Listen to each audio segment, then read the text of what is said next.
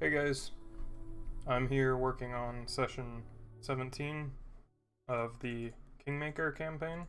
This is my prep on September 23rd, 2019, and I will be preparing for the session tomorrow. And you can see how I do, what I do, and what I think will happen and how I might react to it. So, 17 sessions in, so I kind of already have my methodology, if you will. Every session, I write down what the party's goals are. The party gives me their goals at the end of every session, and I cross them off as they complete them. And then I will take these, put them in my notes right here, so I don't forget them when I'm planning. You put them in the document so you always have them in mind, because you want to write towards what the players want to do, not what you want to happen, because that's how you get people engaged. If it's just people listening to you talk all the time, people are going to lose interest, because if they wanted to hear a story told to them, they'd watch a movie. So, I also put a little recap here. This is just for me to do a quick summary at the beginning of the session. I put down the most important points. Usually it's not this long, but last session was a pretty big one, and they did a lot. So I wrote quite a bit here. And then I put a little session goal for myself. Now, the importance of this part is that these goals are just what you kind of want to happen and what would drive the story, the overarching plot forward. These don't have to happen. It's just things that you should keep in mind and work towards while you're working. And usually I do this stuff the hour or so after the session. I don't wait until I start planning. I write it down right afterwards, so everything is fresh in my mind, and it's a little reminder when I come back to it, like I am now, a entire month later, to work on it. It keeps you focused and you know what you want to do in mind. So I separate the session into these blocks here of like scenes, I guess, or something like that. So for example, the jailbreak is that the party is currently storming the Midnight Circus here. And their goal is to liberate the performers that are stuck here and to, you know, wipe out the bad guys. So that's what we're going to be starting with first. I won't write a lot about encounters in my actual notes unless there's some weird strategy or something that they'll use, because generally I know how the monsters run. I've been running this for a long time. All their stats are stored in Roll20, so like I have all their stats linked up here. I can look at their character sheets here, and I have all the stuff here that I need. So really, I don't need to put any of this in my actual notes. It would just be kind of redundant because I have everything here. And it goes a lot faster when I have everything stored in here. So all the battle stuff I keep in Roll20. If there's something like environmental or something, I will put text on the GM layer where only I can see it. I'll also put XP on the GM layer, of which we will calculate that later.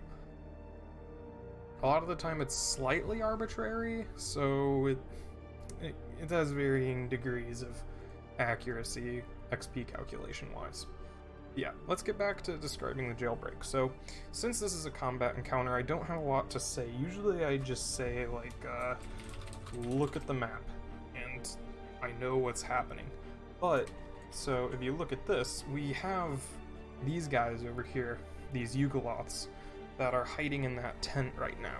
So I might write something about at a certain point in the fight they come out and do something, or maybe they won't come out at all and they're just there in case, you know, they do some sort of thing. And that's what we're going to decide right now. So what do I want the Yugoloths to do? Well, they are kind of running the show here. The rest of the troopers, these guys, are just lackeys. They're just hired hands, basically mercenaries. They don't even know what the ringmaster really even is. So they're not in on the plan. These guys, they're in on the plan. So what I think they would do is they would sit in here having their special meeting or whatever until they hear something. So the party's been pretty good about sneaking in right now. This is where they are when all hell breaks loose and they start, actually killing stuff. So I think about maybe a round into this, they come out. It gives the players time to spread out so that they're not all clumped up like this, because if they're all clumped up like this, they'll annihilate the Yugoloths, and that's not fun or interesting. So we'll give the players a turn to spread out and get in different places, and then they'll probably pick on somebody that's isolated. Teach them a lesson about positioning, keeping it a little bit tactical. So here we'll say the Yugoloths stay in the tent for 1 round. They come out and roll initiative at count at the top of the order, 2nd round. I'm not very good at talking while I'm typing, so while I'm typing, it's going to be a little scattered at best. So here's how the Yugoloths are going to react. And right now is when I would decide if anybody will flee at any point. And these guys are terrified of the Yugoloths because they're actual just demons from hell that's sent here to be like their manager of sorts. Like, if your boss was a demon, would you run away when they could probably just cut you down while you're running? So they're probably not going to run. However, they will run if the Yugoloths die. Because if your boss, who is, the big dude in charge, dies, then nothing's keeping you there anymore if everybody else is getting slaughtered. So I'll put a little note that's troopers will leave if the Yugoloths die. Now obviously, what do parties do but interrogate people? So we gotta write down what these people will know. So the Yugoloths, they know what the Ringmaster is, which is, a high-level wizard with multiple clones. They also know what he wants, which is lichdom. Obviously, what wizard doesn't want to become a lich, or evil wizard at that? So, but they don't know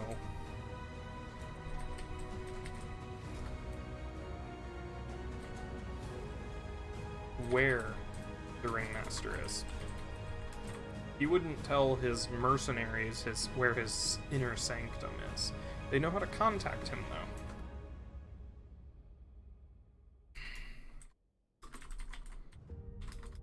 Which they have a special sending stone. So this will make sure we'll put in the loot description of the encounter. But now we write down what the troopers know. So the troopers know literally nothing. Probably, maybe, what would they know about a high-level wizard? They know that the Ringmaster is a top-tier magic user. They've probably seen him do some crazy stuff before. I don't really know what it is. So I think that's about all they know. Oh, they would also know that they're waiting for the war to blow over. That's why they're fortified. Because I remember my players were wondering previously, like, if the Midnight Circus is supposed to be like a traveling circus, then what are they doing just sitting here? I don't know if I really explained why or talked about why, but if they ask, it's just because they're waiting out the war. They don't really think that it's safe to travel on the roads, especially on the western side of the continent where House Jundai is doing a bunch of crazy stuff. For example, House Jundai's army is up here, and they're down here. So, to be fair, House Jundai is going to have to go through Atria Manor and Arendelle, but that justifies their position even more. Because they're here, House Jundai will have to go through their own estate, which takes time, the Lonely Watchtower, which takes time, and they might even put up a fight. Arendelle might put out a cavalry force or something to stop them. And then House Atria definitely won't let them pass. Really, this is a good enough place to hole up and just wait it out. Especially in the woods of Varen, nobody's gonna come back here. The druids are mostly protecting it. So, really, it's a good spot for them to be. Good thing the Ringmaster is smart and thought of all this, and I didn't just make it up on the fly justifying my location. So, troopers know that. They don't really know anything else, so I'm not really going to bother writing that down, because I'll know. Session's tomorrow. Here, let's get some loot. So how much would a trooper make? A random mercenary? Maybe, I don't know, a few silver is like a farmer's wage. Violent profession's a little dangerous. Maybe like a gold piece per week for a mercenary, I think. Maybe something like that. How long have they been employed? Month, 2 month, 6 gold. And then they've probably saved up a little bit. So 20 gold per trooper. You'll have the special sending stone on the Yugoloths. And the Yugoloths won't really have any magic items that I can think of. What do Yugoloths usually even have here? This is the big guy that's here. He's a great axe. Magic great axe. I don't know if I should just hand out +1 items like that. Might unbalance it a little bit. They already have really god tier artifacts. I should add the spells on here. None of them really require anything complex. I can just say that he does them. Yeah. Okay. So, what else with the jailbreak? Oh, they're gonna talk about these guys.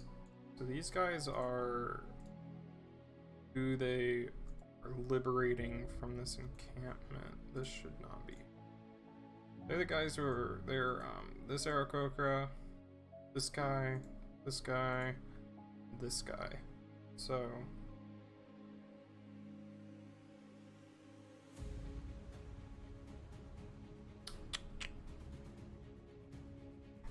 and Talent knows this guy from his time in the circus.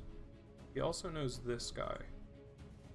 His time at the circus. So I guess they could just say that they stayed with the circus, like they didn't have an opportunity to escape.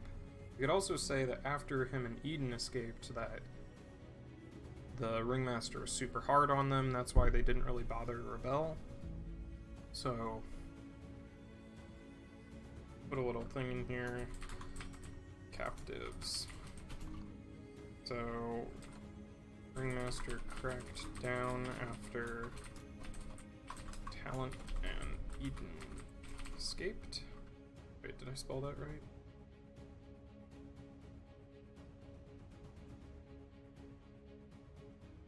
Yes. Okay, I'm never sure about that one.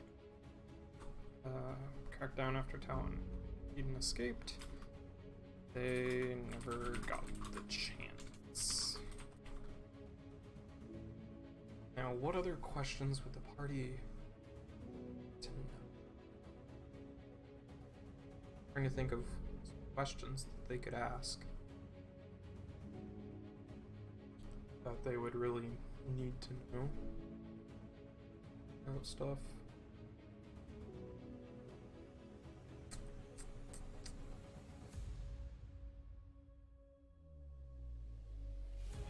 Well, in times like this, we go back and check the goals. So, they want to rescue them and eliminate the Midnight Circus. So, they might ask if there's any more of the circus left. Like, are there more of you? Is this all? To which, this is the last of the circus. So, the Ringmaster is getting a little cocky, a little complacent. maybe he didn't want to pay them as much, because becoming a lich in my world takes a lot of gold. As you can see from here, this is everything that you need to become a lich. Which is pretty expensive.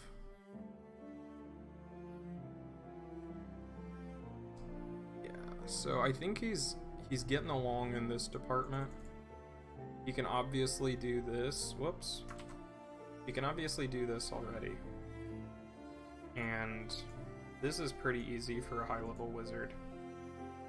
And so he has all the spells down, because he's a super powerful wizard. What he really needs is material, so he probably fired the rest of the Midnight Circus so that he could afford the materials for his phylactery. Good. That explains why they didn't get absolutely decimated in this fight by an entire circus ganging up on him. Master fired the rest of them to save money. Because he not only, it's not like he can just go out and buy 100,000 gold worth of stuff. Like, he has to actually go and find it and all of that. So, yeah.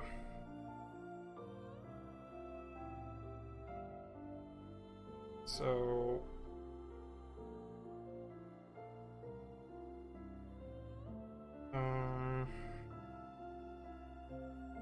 let's see here. Really think of, okay, they also want to get the flute from the Purple Chateau. They probably won't ask them about that. I can ask them where the ringmaster is. Nobody knows.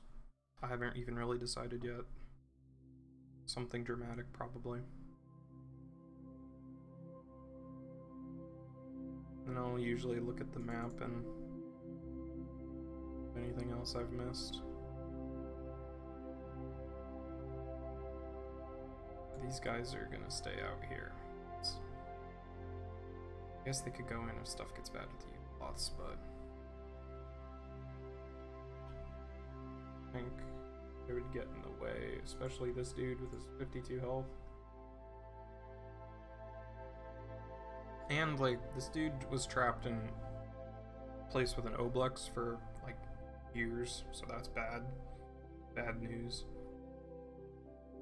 Wouldn't really want to fight a lot after that. Abigail is still, like, really insecure in her ability. Although she did fulfill her quest, so it's not like she was really, like... I need to find, like, a new motivation for her. Because she already found the Horn of Rana, so she kind of has, like, nothing left to do at this point, except hang out with her friends.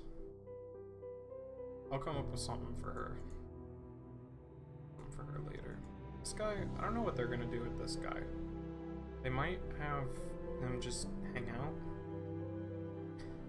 Probably say that he might be the one that escorts the musicians back to Arendelle. Because these dudes, I want these guys to probably stick around. Because they don't really have anywhere to go. They've been in the circus for like 20 years. So... yeah, they're probably just gonna go back to the manor. I think. Do I have a crack in my mug? Huh. That's unfortunate. Oh well, back on track here. Okay, I made this to test out a new map making method. I might use it for like a random encounter at some point. Maybe, I don't know what they could fight here. Not any Fae. No. I don't know. Probably shouldn't have a fight just for the sake of a fight. It should have some sort of weight to it, I guess. I'll keep this around just in case, though.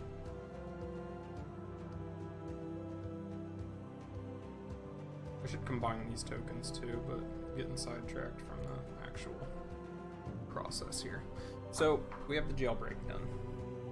Now, what do I think they'll do after the jailbreak? Well, their original goal is to go to the Purple Chateau. From the last 2 sessions, you can see that they've also wanted to do this, though. And they haven't really gotten to it.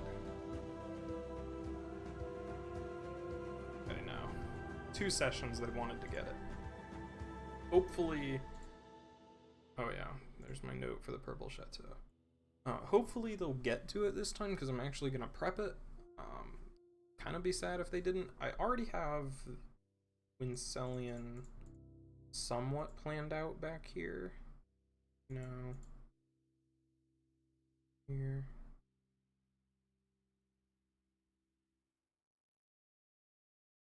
Maybe it was over here. Yeah, I already have Wincelian mapped out here. So I'm going to take this and stick it in here, because I already planned for this. So that's one less thing I gotta do. So, this is what it's gonna be like. I might tweak it a little bit on the fly, because time has passed, so it's obviously gotten worse. I will do more details to this later. So I'll add this to the list here. I'm putting it down here because everything below this point right here is kind of extra stuff. I put all the important stuff in the center of the screen right here. So what goes here is the Purple Chateau. So Purple Chateau. Usually start with like a physical description of the area, so I have something to go off of. Usually just a few normal points, nothing really too complex. So it's a really, really big, fancy castle. Microsoft doesn't like that. It's a really, really big, fancy castle, and a bunch of vampires live in it. Well, one big boy vampire, which is Lord Uther Moranes, and then a bunch of other lower vampires, like his thralls, servants. They haven't decided if his wife is alive, or a vampire, or not a vampire, and he's trying to hide it from her. Trying to hide it from her is super dramatic, and the party could use it as leverage against him to get him to do what they want. Because he's been alive for thousands of years.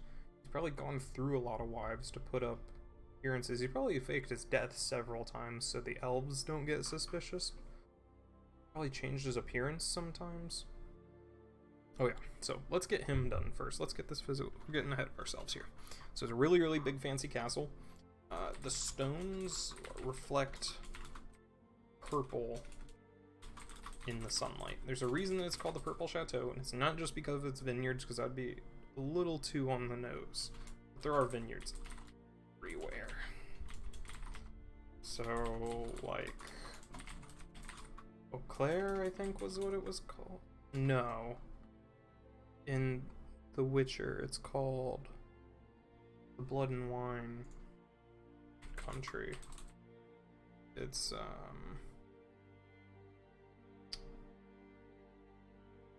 oh man, what's the little area called? Toussaint, yes. My players will probably not get this, but it helps me visualize. So we got Toussaint from The Witcher 3, vineyards everywhere.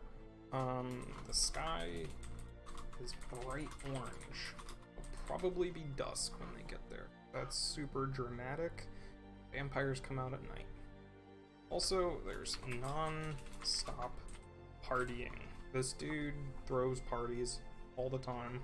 Probably gets super bored of them since he's been doing it for 1,000 years, but you know, the people that he meets are different.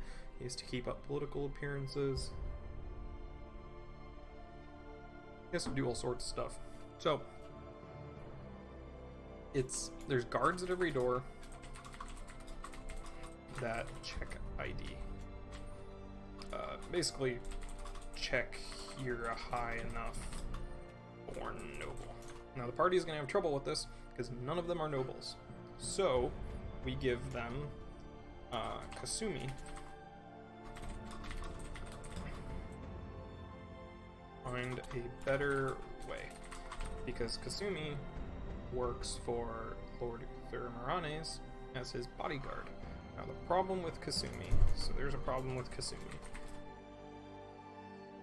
She's been spending too much time with Lord Uther, taken a liking to her, thinks that she does a great job, so he basically turns her into a vampire, not a thrall really. He doesn't want to control her because he still wants her to have free will and stuff. So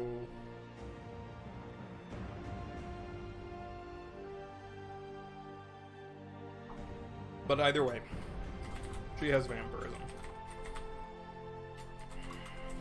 She looks really pale, bloodshot eyes. Looks like she hasn't slept in days. Disheveled. Which is not what Kasumi usually looks like. She's very put together, very militaristic. She used to be in the military. Her dad was in the military. She's a put together lady. She should not be looking disheveled. So, 1 red flag, something's off. 2 red flags, she's pale. Purple Chateau, Decadent Lord, Mysterious Lord. They're probably going to catch on really quick that it's vampires without me ever resorting to any tropes of blood red liquid in wine glasses and sharp pointy teeth that might be natural but might also be fangs. We might not have to do that. They might pick up on it. If they don't, it'll be a super big reveal. It'll be dramatic. Everybody's happy. If they do figure it out, hey, we figured it out. Feel smart, that's good. You want the players to feel smart.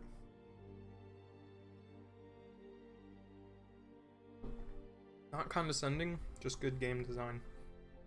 It's that positive feedback loop, rewards. They do something, it gives them stuff. They do it more, they get better stuff. So in this case, they do something good, they guess it, they have an advantage, they know it's a vampire, then they can play around that. So really, I don't care if they figure it out. There's gonna be conflict regardless of if they know that Lord Uther and Kasumi and basically a bunch of his people are vampires. It's not that big of a deal. So, therefore, she's probably gonna straight up tell him, I think he's a vampire. Like, or she'll just talk about, wow, Lord Uther is a weird dude. He's a weird dude. Never seen him sleep.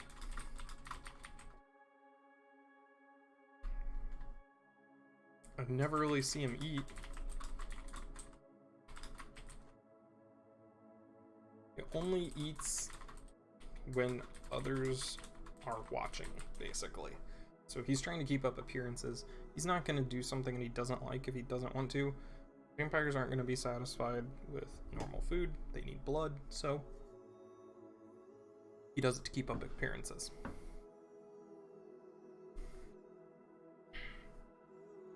Now, what does she want? So the problem is, she can't leave the chateau.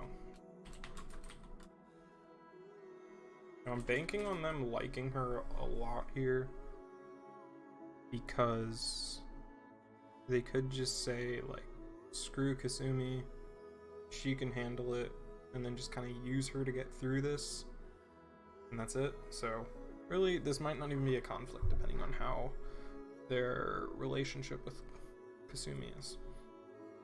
So she can't leave the chateau. She is a vampire and hungers for blood. She doesn't know how to get the blood ethically, except for here. where Lord Miranez has charmed some dudes, and they want their blood sucked. Not really ethical because they're kind of charmed. So, but you know, it makes her feel better about it. So, they can solve that problem. I don't know how. We're just gonna give them information. They can solve it, and I'll react to it. So, that's the problem with Kasumi. Now, Lord Uther. Miranez. Who's this dude? He's, been the Lord of House Miranez for as long as anyone can remember. So, already hinting at his immortality. Like I said before, we don't have to give a lot of hints. They're probably going to figure it out before Kasumi even mentions this, or they'll be at least suspicious. And this will confirm their suspicions. I'm going to say that he's kind of egotistical, so there's paintings of himself everywhere. Obviously older ones as well, but he looks the same in all of them. So some more hints in case they didn't get it. Also, it just ups the flavor of this dude living here for a long time, being a little obsessed with himself. But when they meet him, he's always smiling, always laughing. No one really notices his fangs. Oh, let's get the interior here. Because this is going to be important as to why nobody really notices that something weird's going on. Basically, they're all high all the time, and or absolutely sloshed. So, thick smoke hangs in the air, addling the mind, and causing you to lose focus. It also obstructs vision because of the haze. It's also unbearably hot. Like, everyone sweaty. It's kind of gross. There's a little respite in your windows. Servants are glassy-eyed and or a little too focused. So I think that the servants know what's going on. I think that they know that he's a vampire, they just make way too good of money to really care. And I think in return for working for him, he doesn't prey on their families. So, you know, he's a fair and just lord.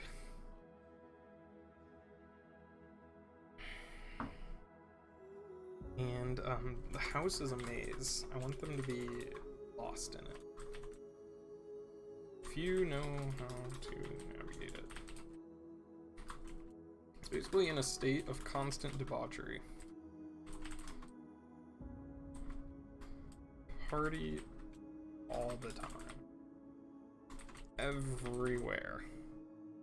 The only place you're not allowed is the basement, which is where Lord Uther keeps all of his gross stuff, like his blood bags and his coffin, and maybe the corpse of his wife if we want to get a little weird. So no one is let into, let's call it a wine cellar so it sounds a little more friendly. Constantly guarded. But you know, Kasumi can get in. Kasumi kind of manages his security. So she kind of gets a free pass everywhere, but don't think that the guards that let her in won't tell Lord Miranez that she went in. So, can't be too simple, right? I think Lord Miranez is gonna have a daughter.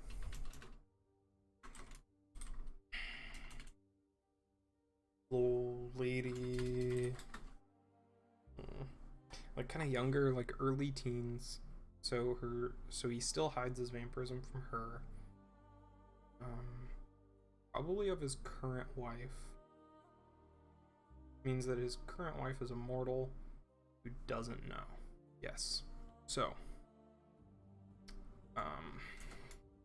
so he hides his vampirism from his wife and daughter. He doesn't need heirs because he's immortal, so he's not really worried about having other kids. So that's why he has no other children. If this was a guy worried about heirs, this would not be acceptable, because, you know, something could easily happen to his daughter, and then, whoops, you have a succession crisis, just like what happened in Arbante. So, hides his vampirism from his wife and daughter. They're kind of who are isolated from the party scene. So I think there's like upper floors where they're kind of stuck up there. They are sequestered. Upper floors. His daughter obviously sneaks down now and then. Watch the party. But she's obviously super naive because she's been holed up in a noble's party house forever. Has weird ideas about substance abuse. Probably. This probably won't come up, but, you know, it's nice to think of. Keep it in mind. They might meet her. Might, yeah. It would be kind of a cool encounter to see her, like, peeking from behind a door or something, and then... Yeah, that'll probably happen. Oh, what's her name, though? What's, like, cute, teenage... princessy name?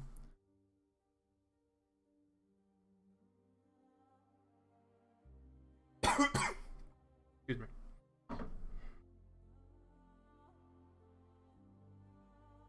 Like actual princess, like Anna. Diggity Diana Miranes. So that is Lord Uther Miranes' daughter. She is to watch the party.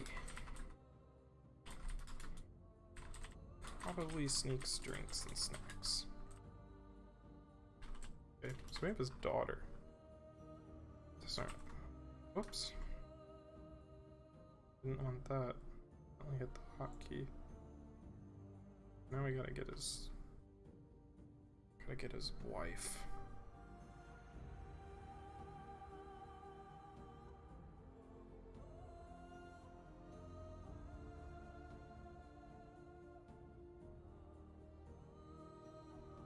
What's a good name for his wife?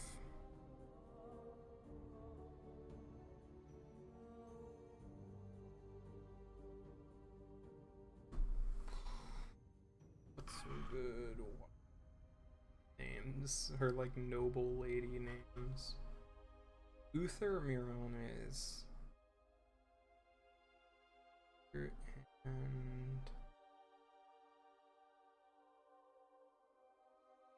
Uther, so we have Uther, Diana, Layla? Sure. So, we have Lady Layla, Lord Miran's wife. Doesn't know about the vampirism. So what does she do when she's up there all the time? She probably paints. So, lots of canvases and art stuff on the upper floors. Yeah.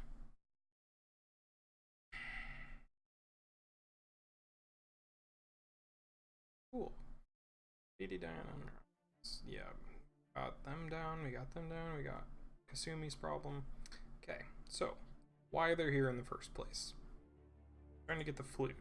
So, this flute is a reference to a word on the street that rumors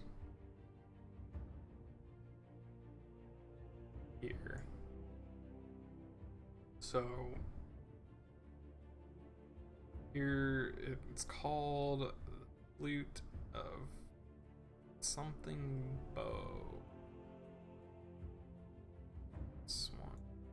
This was on session 5. So we'll go into session 5 here.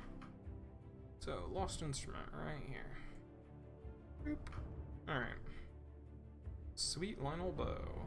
Said to have powers. Huh. Wonder what that could be. Okay. Oh. The instrument of this legendary dude. We'll put that here.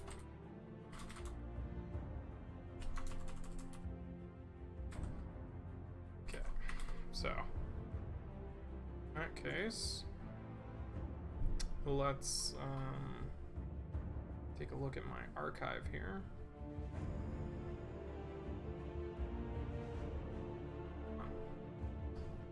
It's on my other hard drive, so it's gotta warm up. Master's Guide. Okay, so Dungeon Master's Guide. Where are those Instrument of the Bards?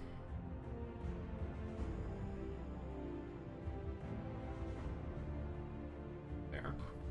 So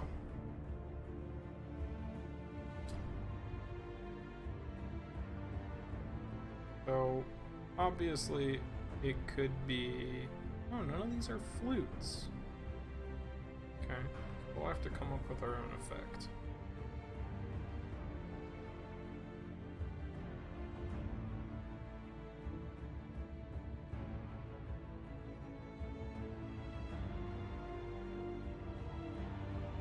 So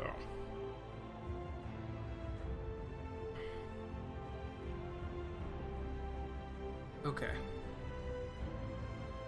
I think if it's gonna be something, I don't think this legendary. This legendary is too much.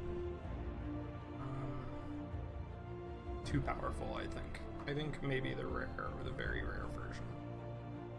Maybe uncommon though, although he did pay a lot. But he could have just paid a lot for it because of his historical significance, not necessarily its power.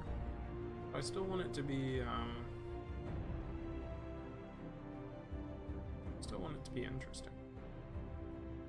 What's this? Animal friendship, fire, protection from poison. It's kind of boring. Kind of nature themed. I guess this would make sense for like a traveling guy. This would make.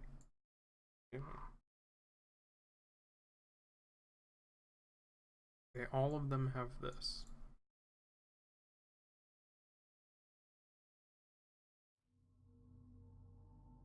Also, somebody's definitely gonna take psychic damage. Probably gonna be Talent. He's just probably gonna try and pick it up and play it.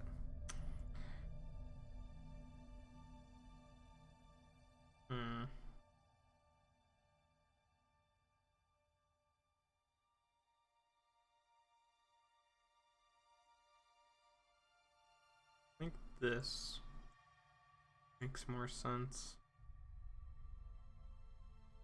for the effects.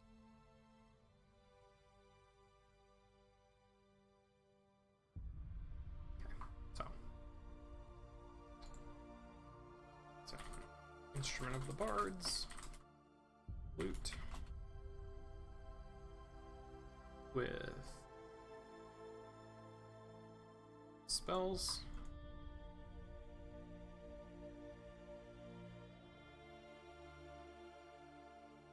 Come on. Oh well. These spells.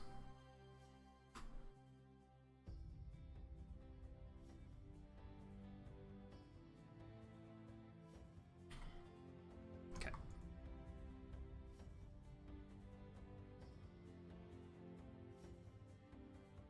There we go. I don't know why it made that bold. Okay. And does it charm? Cool.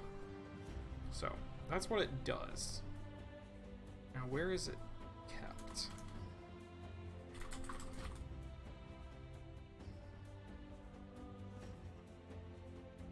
Where is it kept? Probably in like you wouldn't put it in the cellar. That's where his secret vampire stuff is. It probably has like a show off room that he has it. And there's probably a guard next to it at all times. So it's on a central pedestal because it's a new acquisition. Is that an E? Yeah. Central pedestal on the, let's say, 3rd floor. This is like a showcase room with a bunch of displays. Guard on it all times. And there's people milling about. I think there's also like a bard performing. It's kind of like a sitting room, a smoking room. Bard performing in here.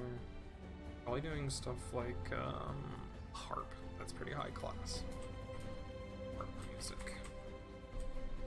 Oh, probably with a chamber singer too. That's pretty cool. So the harpist, I think, is the right term for that. And you have the vocalist. So harpist, probably an elf with their fast fingers. And then they have a lifetime to master it. It's a pretty complex instrument. Kind of like elves are. A harp is like an elvish instrument, I guess. I don't know. It's an elf. With a sleek white dress. And the vocalist is. Ooh, what if they're like twins? Elf with a black dress. They are twins. Just a little extra stuff here.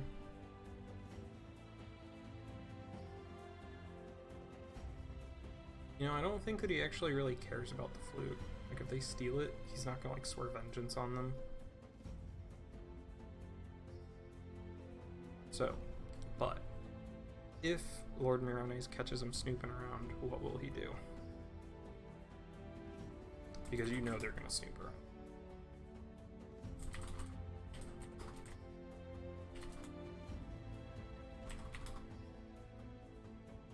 He's not like an evil vampire though. He doesn't have like plots. He's just, you know, living his life. He's not evil in the traditional sense.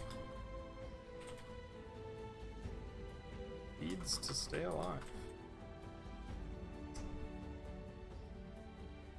What'd he do? Oh, okay. The war is bad for him because he can still be killed. If somebody wants to take over, his survival strat is make friends and not get into trouble. Yeah. So he wants to not do the war. The war is bad for him. What will he do? How can he help them?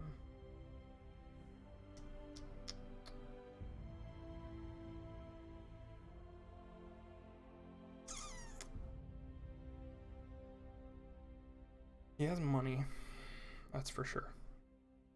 He has a lot of money.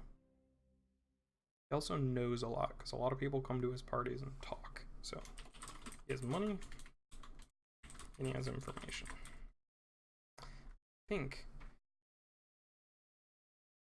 they sent Marcellius to spy on House Shalmar. They got that front covered. I don't want to give them duplicate information. I want Marcellius to be useful. So we won't give him information about Shalmar. What are the noble houses here? So we have Mirones, that's him. Tria. Kind of predictable what she's trying to do here. She's trying to like keep Arendelle alive.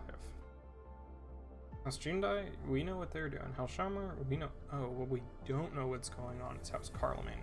We know that they're working with House Rothari, but we don't know what they're doing anymore. So having him give them an update on House Rothari would be really nice. Yeah. So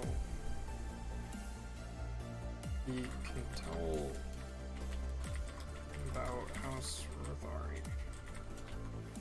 They're rebuilding a small army, but keep in mind they just got absolutely wiped by a forest fire combined with a big ol' flood. So I don't think he's going to try and do it violently anymore. I think what he's going to try and do is get the queen to kill the archdeacon. Or somebody's going to try and kill the archdeacon. Put somebody in charge. Wow, this is crazy. This is too much here.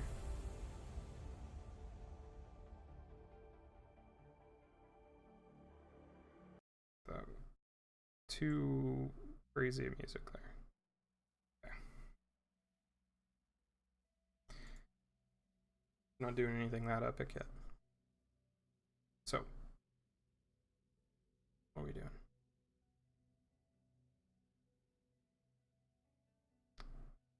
Yeah, House Rothari. So he's probably gonna try and get the archdeacon killed. No, but that wouldn't make sense. Because the queen put the archdeacon on the throne anyway. Maybe Nails is already in league with him.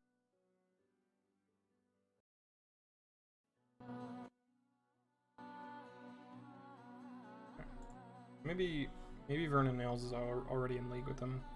He just can't back up his seizing of the throne. He won't have to, though, if he can get like a divine sign, which Vernon can fake. Okay, it's been slowing down recently. We should step up the heat here and have the end of the session be that some dude runs in and starts yelling about how the new king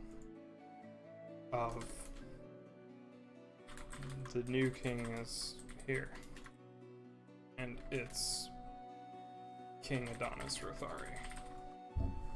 That'll get people kicked into gear. That'll speed. Yeah. Vernon Nails says that he received a sign that a man with king's blood still lived. Adonis. Which is true. He is related to the old king, so he has king's blood, which has power. Because of the Imperial Birthright Sorcerer subclass. And he is an Imperial Birthright Sorcerer and a Conquest Paladin. Fun. So, yeah, he's the king. The coronation, probably a while away. I'm gonna give him time to react and plan. So, coronation. Oh, but what's the travel time? I don't want to, like, I want to give him room to, like, plan. Like, half a month to get there. But what if they have to get to Aaron? Oh, but they have teleportation circle. Soul has teleportation circle. They can get around pretty fast. However, they don't have a teleportation circle here. At least I think. Where's this teleportation circle? I have them in here. Here, okay. Big spoiler there. This one we got.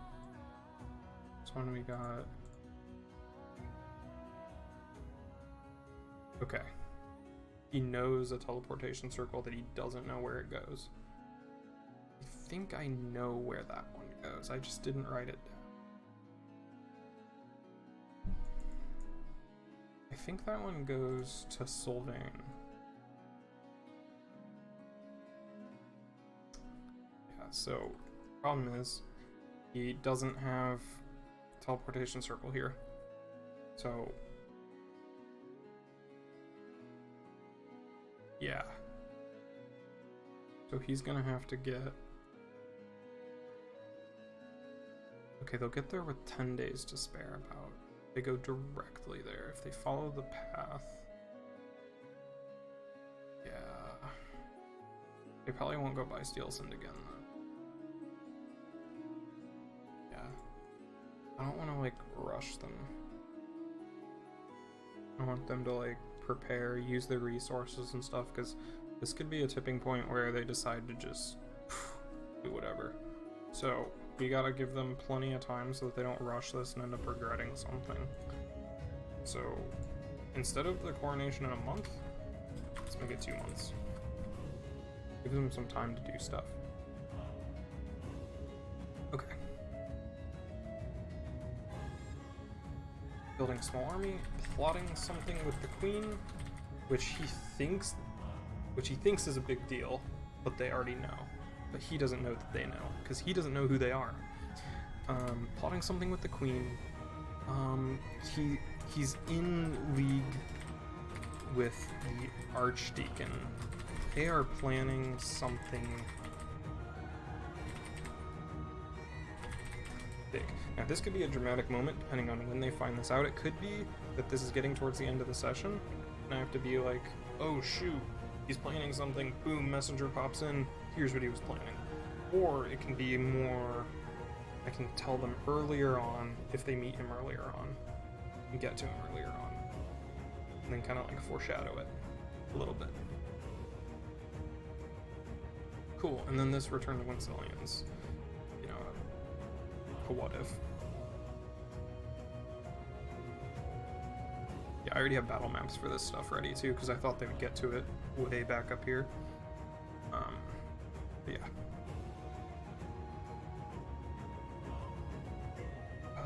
Okay, am I missing anything? Should make a document for, oh, Talent got the Vandorian crown. Put that over here. And he's the 300th king of Astoria. Didn't think that would happen.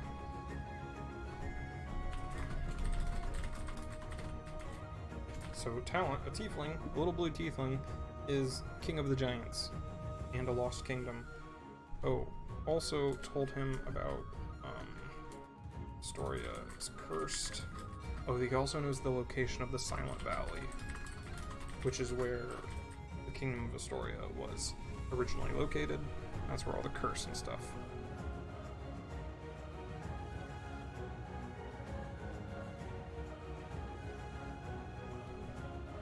Okay.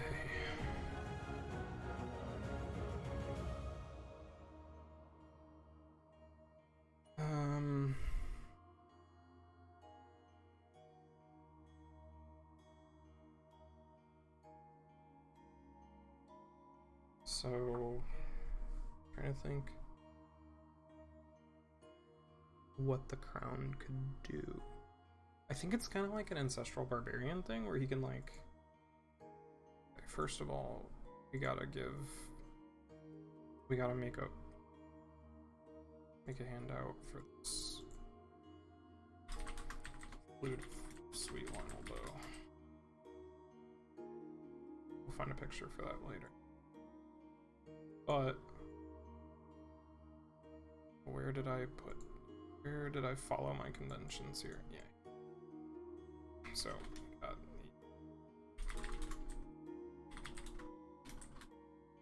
although it is a instrument of the bards. Uncommon, I think it was.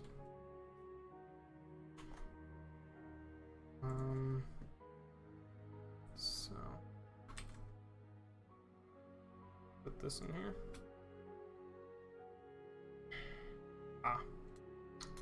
That's annoying. Okay, so here's what we'll do.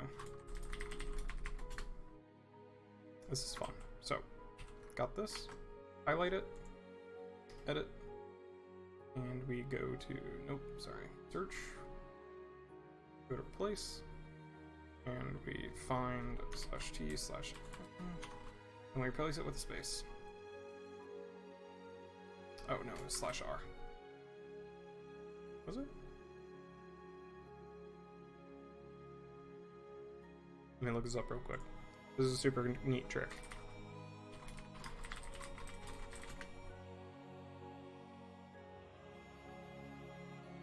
No space. That's why. Boom. Takes out all the new lines. I can copy this. Just put it in there. Boom. That's why you do it that way. So fast, other than taking out all the new lines. Super annoying that way. This way is better. So where are the line breaks? You can use an action when you use the instrument. Right here. Line break. Line break. There we go. And then we put in the spells.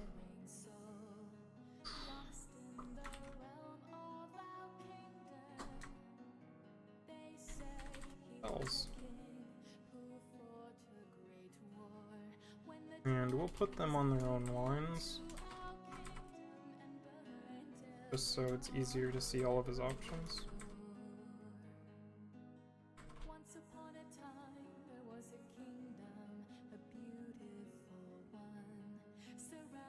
We'll get this.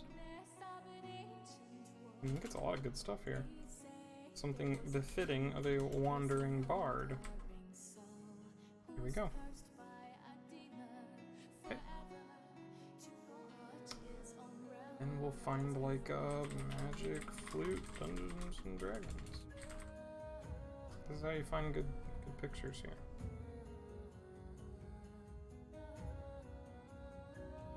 It doesn't look grand enough to be like a... I ended up going with that one.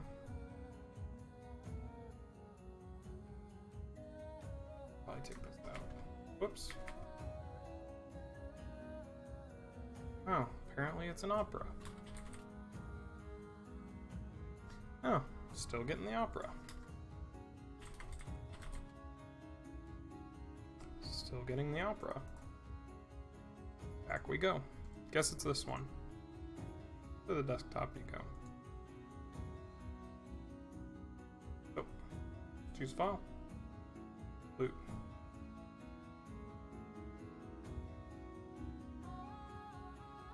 Got him. Okay. Make sure we alphabetize that one. Oop. Okay. Now we gotta make one for the crown.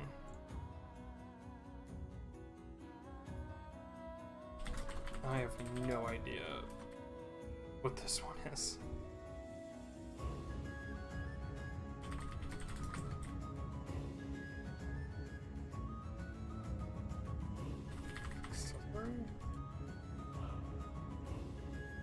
Legendary. Definitely requires attunement. Oh, I needed to put requires attunement on the flute.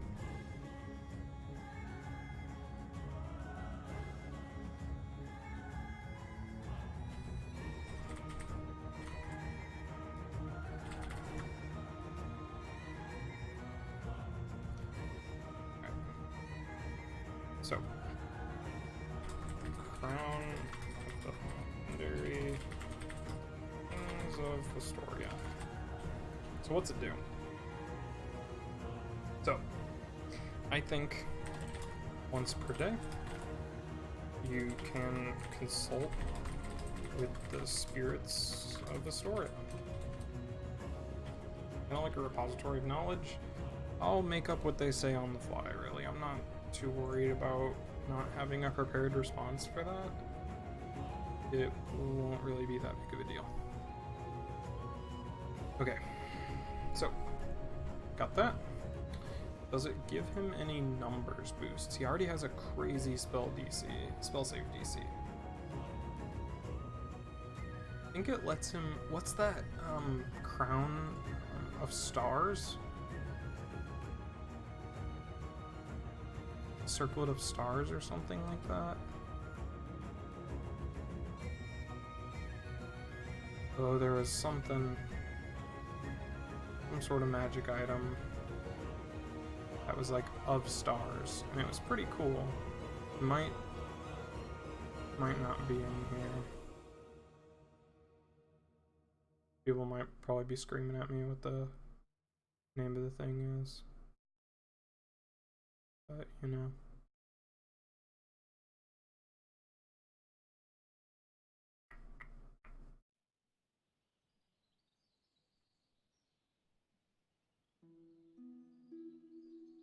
Fireballs. Nope. Nope. Nope, these are all potions. Rings. Ring of shooting stars, this is what I was thinking of.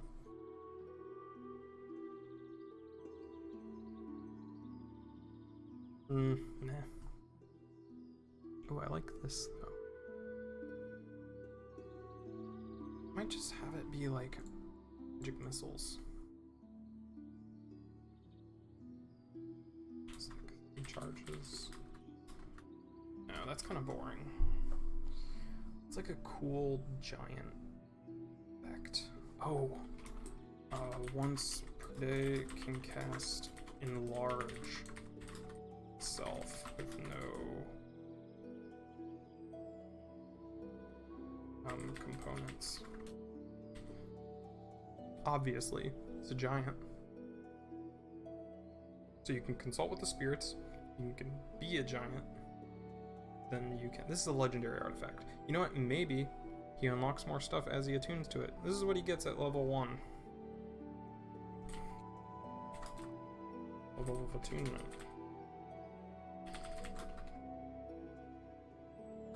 See, sounds like the easy way out. It is. But it's also pretty cool, because, you know, he's got to earn that title of king.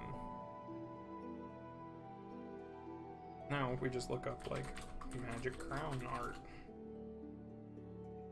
We find what looks like a cool crown. I did say it was like a giant circlet of gold. Wow, these all suck. I think this one's kind of cool though.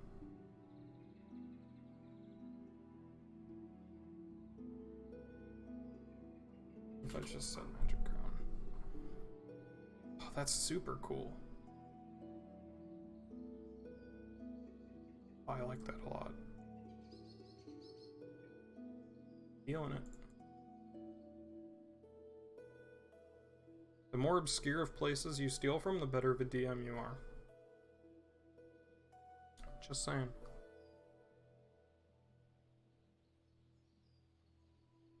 Or the better you'll be perceived. Okay.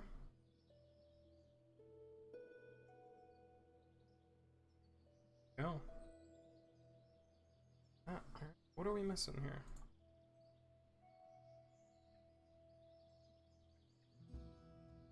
He knows the location of the Silent Valley. We should figure that out.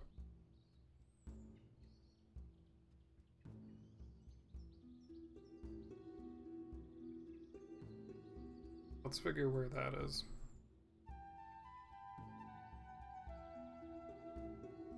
Where, if I were a lost, cursed giant city, where in the world would I be?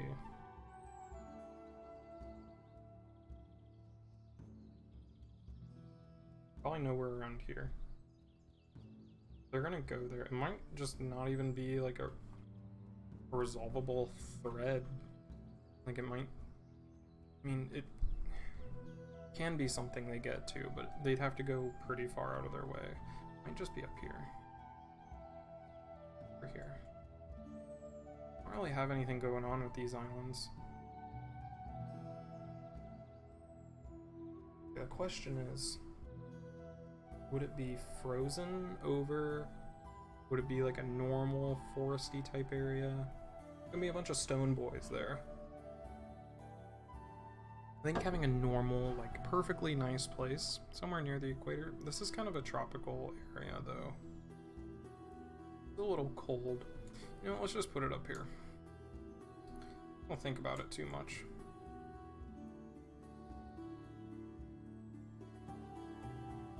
Silent Valley. There. Okay, now we know where it is. So when they inevitably ask, we can say, right there. Purple Chateau. Down here. So they'll be here. It's gonna be 2 weeks there. Do I want to skip over that time? Will it make the game more interesting if I have encounters here? No. They'll probably be talking about what happened. They'll probably be talking to each other a lot of the time. So...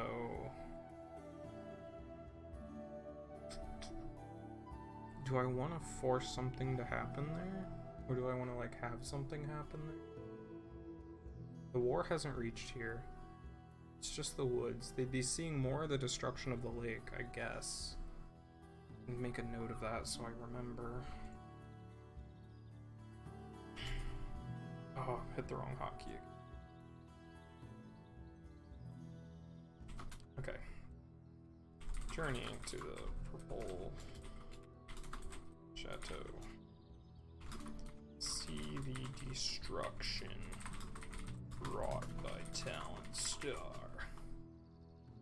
Cool. What do they run into? L'Oreal Conclave is there. I don't think they'll go anywhere near it, though. And I don't really want them to go there yet. I don't really know what's there yet at all.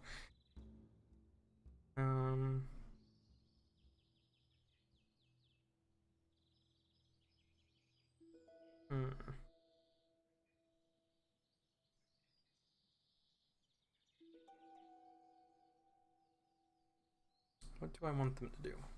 You know, they could fight stuff. That's kind of boring. I don't really know what they would fight. I guess they could run into like some agents of Lord Miranes, make him kind of like Strahd, where he controls some wolves and stuff.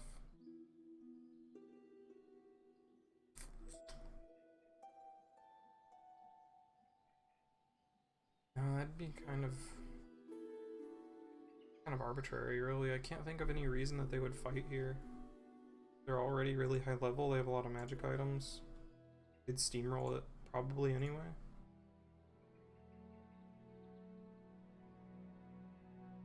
$3,000. She doesn't have the maximum. 64. They're still 11,000 away. Gives me a lot of breathing room. XP wise. Because I don't want to not give them XP for the fight. It's kind of not fun. Pretty level 9. They can already handle a lot of stuff. There's not many threats in the forest that a level 9, an 8-person level 9 party couldn't handle. Like, they would just steamroll most things. I would have to throw something like ridiculous or unlikely at them. I could excuse it with saying that it came out of the hole in the Crimson Lake, but I'm thinking that that is going to be the big reveal for a later plot thread that I won't be talking about here. But we will be back to this lake, probably at some point in time. There's a reason that the Guardians are here. What were they guarding? Figure it out later. I want to give them any documents. I already have some good stuff. Chrysella might send a message to her mom. Oh no, Chrysella's not going to be at this tomorrow's session. Never mind. You don't have to worry about that, so don't plan for that, because I'll plan that for the one she's actually here. So, let's see the destruction. They're probably going to talk a lot. I might just fast forward through it because I really want to get them to the chateau. Yeah, that's about it. Okay, really, they'll get up to a bunch of shenanigans there. I can come up with that on the fly pretty easily. I know how servants would react. I know how Lord Miranes would react. He's kind of a party dude. He's a party dude. Likes crazy stuff. Doesn't have a problem with rude people. He's been around for too long to get upset about etiquette. And he hosts party like ragers all the time. He's not gonna care. So I have this idea of him in my head, and I think that's enough to get me through this.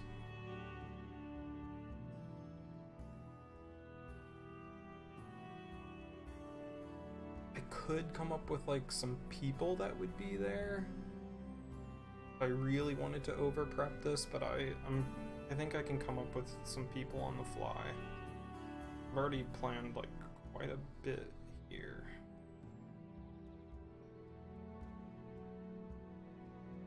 This is kind of auxiliary.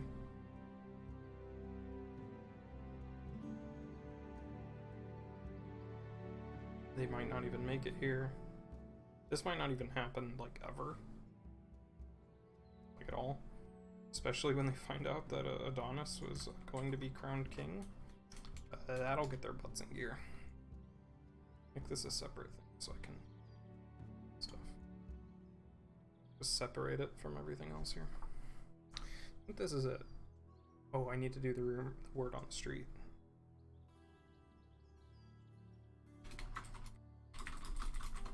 So what do I want them to know? What's something that they can learn secondhand and isn't like, not dramatic to learn firsthand? Don't want to talk about the bishop and Adonis at all. I might want to mention there's a big explosion near the Crimson Lake. Wonder who that could have been.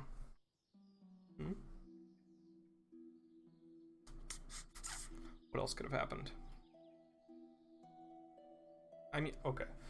I want them to go to the Purple Chateau because they've been wanting to go there for a while and I don't want to sidetrack them.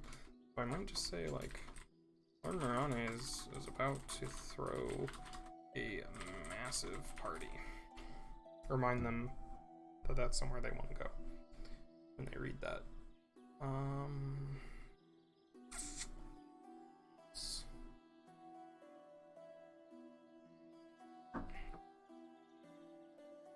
Need a third one.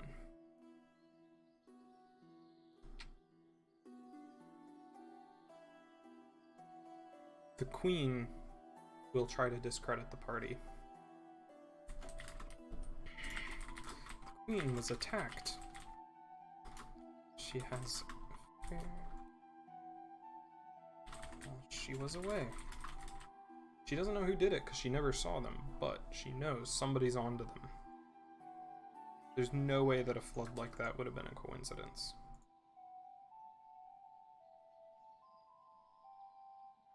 She's not stupid.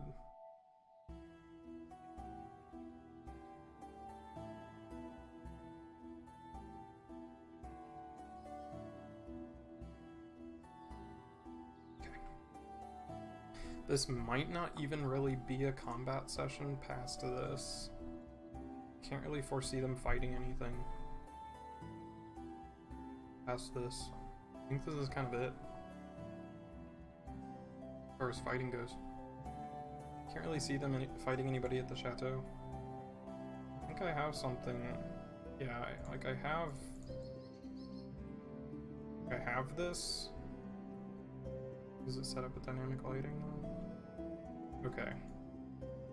I'll have to set up the lighting here, but I can always do this on the fly during the session if they do something stupid. Or not stupid. Something I didn't see coming. So I'll save that. I have that prepared just in case, and I have like house guards here just in case too. Give them a fight.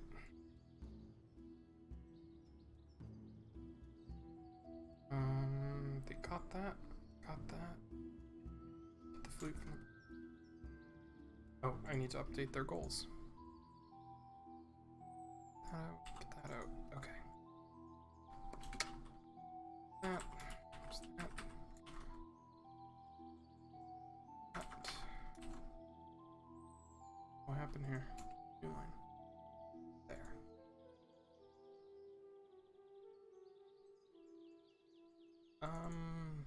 Let's break this up into 2.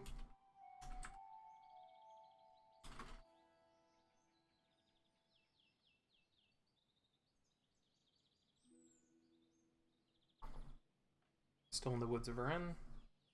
It's autumn. 3. I'll increment this by 1 because I don't really remember if a day had passed then or not.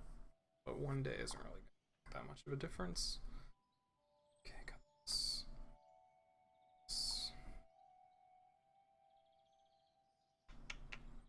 So normally this takes me a lot longer because I will plan out multiple encounters sometimes in case they'll happen, and I've already done a lot of prep work previously on like finding these maps and setting them up and then scaling these encounters properly.